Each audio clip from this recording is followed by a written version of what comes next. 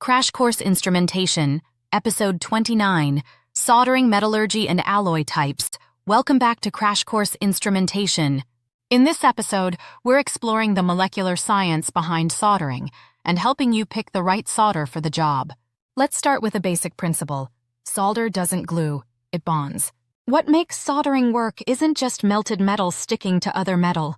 It's the formation of an intermetallic layer, a microscopic bond where atoms from the base metal mix with atoms from the solder alloy. This bond forms when the solder wets the base metal and partially dissolves it. Then, that dissolution causes a chemical reaction, forming a very thin crystalline layer, often just a few microns thick, that holds the joint together both mechanically and electrically. But here's the catch. Too little bonding, ill weak joint. Too much bonding, ill brittle joint. That's why temperature control and dwell time matter. Too hot or too long, and you create thick intermetallics that fracture easily.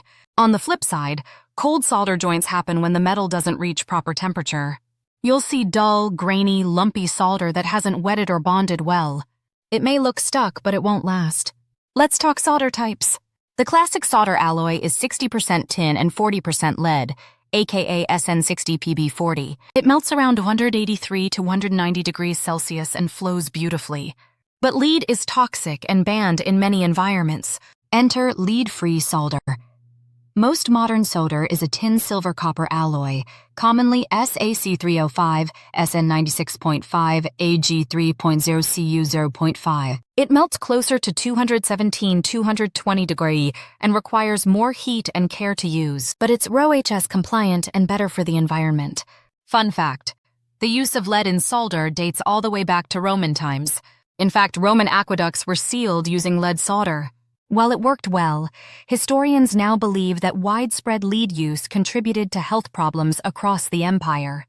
Another fascinating fact: when lead was phased out of gasoline in the U.S. during the 1970s and 80s, researchers observed a remarkable trend.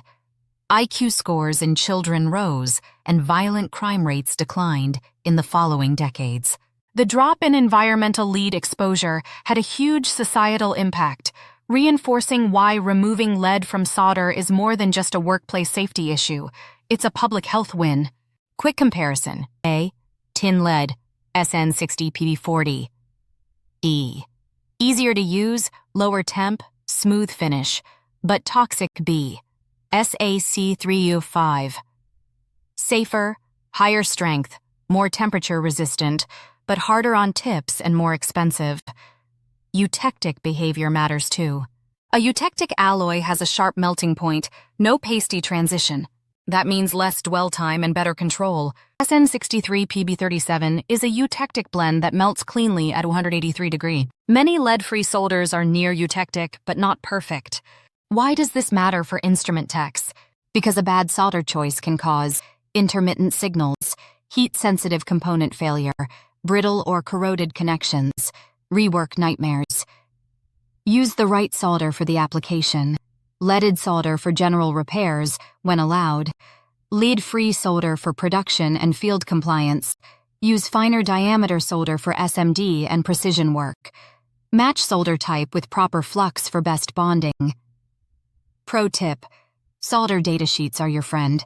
They list melting range, mechanical strength, wetting speed, and more. If you're working on PCB production or mission-critical I/O, don't guess. Check the alloy specs. Coming up in this series, we'll take a closer look at flux types and how to avoid soldering defects like bridging, tombstoning, and cold joints.